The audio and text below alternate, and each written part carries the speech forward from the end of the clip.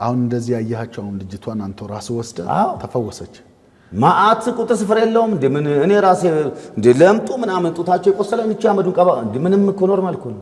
ይለቃቸዋል። በቃ የሚታይ ነገር ማለት የሚታይ ነገር እነዛ ከዛ በኋላ የመንፈሱ እስረኛ አሁን ምን መሰለ መንፈሱ በቤተሰብ ውስጥ እውቅና ማግኘት ይፈልጋል። እውቅና ብቻ ነው እኮ የሚፈልገው፣ ሌላ ምንም ነገር አይደለም። እውቅና የሚፈልግበት ምክንያት ምንድነው? ሌላ ጌታ እንዲኖራቸው አይፈልግም።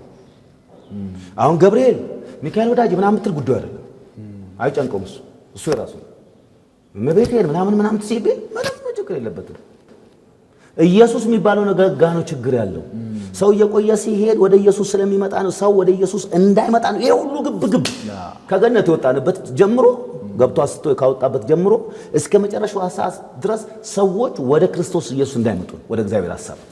ስለዚህ ለሱ ኖርማል ነው። የፈለገ እንደ ሽባ ቁልፍልፍ ያለ ሽባ እውር ብዙ እውር አይቻለው ብዙ እውር ብዙ ራሱ ነው የሸፈናቸው።